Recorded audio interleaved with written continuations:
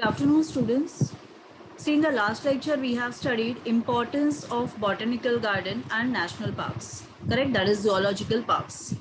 Now, today we'll be dealing with tools of maintaining biodiversity records. अभी तक जो हमने देखा है, like museum है या botanical garden, zoological parks, ये सब क्या है? These are all live exhibits. Correct? Where you can go and visit and see everything. But still, if you have to preserve these animals or the plants, what are the different ways you're going to adopt? तो उसे बोला जाता है tools. Okay? तो tools क्या है? Tools are the ways in which you can preserve or conserve the biodiversity records. यानी if for example you have gone to some hill station, okay?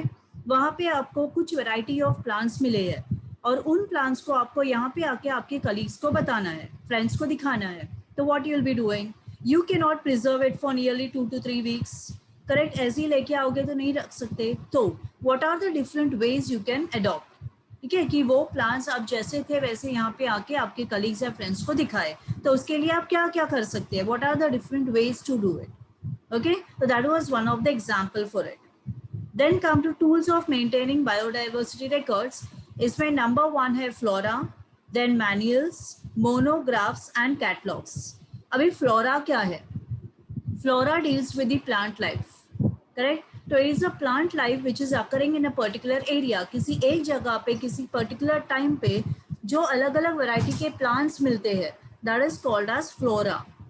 When you go to monograph means it's a detailed explanation of any one biological group.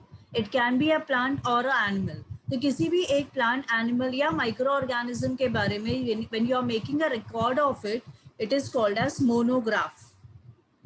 Then comes manual. Manual will be giving you the information. वो आपको ये नहीं बताएगा कि ये species का description क्या है. The manual will give you the information about the season, about the place where a particular type of animal or a plant species can be found. एक particular plant या animal species कौन से area में किस time पे मिलेगा वो सब आपको किस में दिखेगा? Manuals में दिखेगा. Okay. Now next comes key. Key to nomenclature या key to classification. Now key का मतलब क्या होता है? Key means it will give you a particular specific character. Okay, for example देखो मेरे सामने कोई एक एनिमल है. Let this be the animal in front of me. तो मुझे जो क्राइटेरियाज आते हैं मन में before classifying the animal is, मैं देखूंगी कि इस एनिमल के बॉडी के ऊपर फर है या फर नहीं है. I'll see whether the body is covered with fur or fur is absent. तो अगर बॉडी इज कवर्ड विथ फर तो मैं उसको डालूंगी मैमल्स में. ठीक है. अभी इनमें भी मैमल्स में भी I'll see whether the animal has got feathers or they have no feathers. अगर एनिमल्स को फेदर्स है तो वो कौन सा मैमल रहेगा? बर्ड्स होंगे.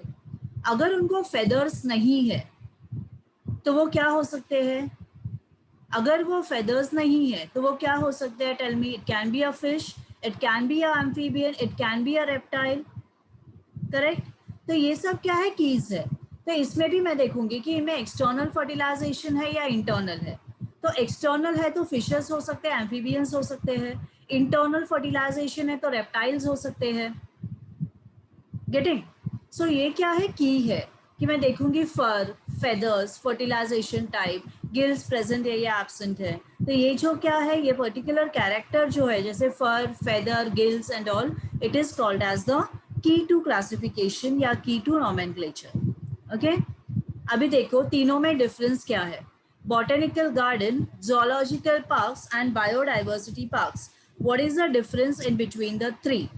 Now before starting with the difference of the three types, we'll see what is key and how it is used as a taxonomic aid.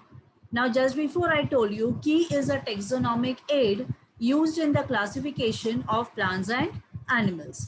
तो किस तरह? तो keys have got contrasting characters. जो पहले example मैंने आपको दिया है, फर है, फेदर्स है, गिल्स है, तो ये क्या है? कुछ कॉन्ट्रास्टिंग कैरेक्टर्स है जिसके वजह से हम एनिमल्स या प्लांट्स को क्लासिफाई कर सकते हैं. तो one of the contrasting character will be accepted, one will be rejected. जैसे इन केस ऑफ रैबिट, अगर वो एनिमल रैबिट है तो बॉडी के ऊपर फर है तो presence of fur is accepted, absence of fur is rejected. तो वो कैरेक्टर आइदर एक्सेप्ट होगा या फिर रिजेक्ट होगा। तो ये जो स्टेटमेंट दिया जाता है that a animal with fur is a mammal, that statement is a key, correct. और उस की के स्टेटमेंट को बोला जाता है lead, it is called as lead. Clear? Now what are botanical gardens, zoological parks and biodiversity parks? Now plants of different varieties, you know, they are collected from all over the world and they are grown in vivo. In vivo का मतलब होता है naturally in soil. उनको naturally plant किया जाता है in soil and then a systematic and a scientific study of those plants is done and that is called as botanical garden, जहाँ से all over world में से plants को लाया जाता है, वहाँ पे grow किया जाता है and उसकी study की जाती है। Then comes zoological parks. Zoological parks भी ऐसे ही है जहाँ से world all over the world animals को लाया जाता है और केजेस में रखा जाता है और it is kept in reserves, उनके नेचुरल हैबिटेट के फॉर्म में बना के उनको रखा जाता है। Biodiversity parks, biodiversity parks are what? It is open barren land, वहाँ पे कोई केजेस नहीं है या कोई बाउंड्री नहीं है, जहाँ यहाँ पे प्लांट्स आराम से घूम सकते हैं। Okay, they are not kept in cages, it's called as biodiversity parks. Humans का इंटरफेरेंस वहाँ पे अलाउड नहीं है, इलीगल होता है वहाँ पे हंटिंग करना, वहाँ से प्रोडक्ट्स लेना। Now in botanical garden it comes under ex-situ conservation. Zoological park also comes under ex-situ conservation. लेकिन biodiversity park comes under in-situ conservation. In-situ का मतलब होता है, last time we have seen plants or animals are grown in their own habitat.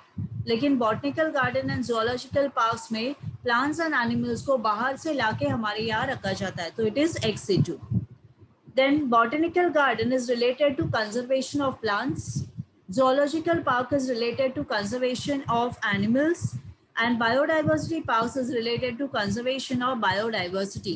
यानी अलग अलग type के plants, animals, microbes, सारे species को conserve करता है biodiversity parks. Now, there is a list of certain researchers who have worked on taxonomy and biodiversity conservation. तो ये एक लिस्ट है, like one the professor Almeida, plant taxonomist and a medicinal plant consultant of India. He is working at curator at Blatter herbarium. इन्होंने किस पे काम किया है? तो he worked on pteridophyta and flora of Mahabaleshwar. The next is professor V N Naik. He has been working on angiosperms and he worked on flora of Marathwada. Then comes doctor A V Sathe. His study is on mushrooms. Nearly have studied 75 species which are distributed in 43 genera and he has made a monograph of it. Then comes Dr. P.G. Patwardhan. He had done study on lichens and nearly 600 species of custose lichen. Now in the next chapter we are going to study about the different types of lichens and all, then you'll come to know what it is. Where he have kept this lichens, that is at Ajarekar Mycological Herbarium, which is in Pune. Then you have to know certain terms like what are sacred groves. Sacred groves are called as devrai, okay, where plants are preserved on the name of holy basis. On holy basis means what? Sacred basis. भगवान समझ के plants को वहाँ पे पूजा की जाती है, उसके लिए plants को preserve किया जाता है। So Parachi Valley in Pune, that is Kaldari and Pangare zones, these are two villages which are present in Parachi Valley in Pune. This is considered as a sacred grove in Maharashtra. और इन grooves में कौन से दो major plants को रखा जाता है? One is Terminalia bellirica and the other is ficus species. Okay, that is beheda. Terminalia bellerica is beheda, which is a highly medicinal plant. Another is ficus species, that is bengalensis and all, people tree, oak tree. इनको रखा जाता है. So these are the key trees which you can find in sacred groups. Okay. Now regarding this chapter, living world, I want you all to write all the notes in your notebooks.